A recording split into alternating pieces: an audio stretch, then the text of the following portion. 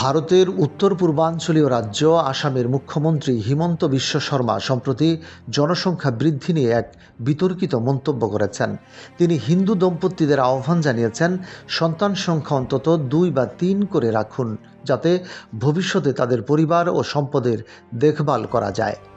অন্যদিকে সংখ্যালঘু মুসলিম সম্প্রদায়ের দিকে ইঙ্গিত করে তিনি বলেছেন তারা 7-8 সন্তান নেওয়ার চেষ্টা না করুক। মুখ্যমন্ত্রীর এই মন্তব্য সামাজিক ও রাজনৈতিক ক্ষেত্রে নতুন বিতর্ক তৈরি করেছে।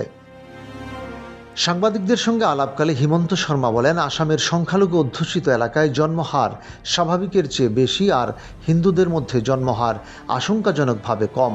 তিনি সতর্ক করে বলেন, হিন্দুদের সন্তান সংখ্যা না বাড়ালে ভবিষ্যতে তাদের পরিবার ও সম্পদের যত্ন নেওয়ার মতো কেউ থাকবে না। তিনি আরও উল্লেখ করেন, আসামের জনমিতি দ্রুত পরিবর্তিত হচ্ছে।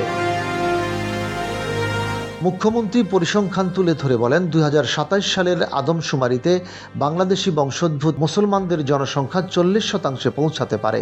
তিনি দাবি করেন, একসময় তাদের অংশ মাত্র 21% ছিল, যা 2011 সালে বেড়ে 31% দাঁড়িয়েছে।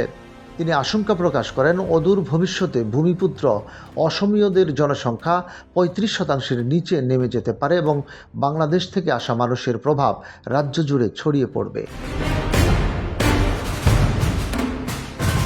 হিমন্ত শর্মা এই জনসংখ্যা বৃদ্ধিকে জাতীয় নিরাপত্তার জন্য হুমকি হিসেবে উল্লেখ করে বলেন, বাংলাদেশ প্রায়ই দাবি করে উত্তর পূর্ব ভারত আলাদা হয়ে তাদের সঙ্গে যুক্ত হওয়া উচিত। মুখ্যমন্ত্রীর মতে জনসংখ্যা 50% পেরোলেই এটি স্বাভাবিকভাবে সম্ভব হবে। এছাড়া তিনি বিরোধী দল কংগ্রেসকেও লক্ষ্য করে অভিযোগ করেন, তাদের মধ্যে মুসলিমদের জন্য 48টি আসন সংরক্ষণের দাবি উঠছে এবং দলটি পুরোপুরি সংখ্যালঘু ভোটের উপর নির্ভরশীল হয়ে পড়েছে।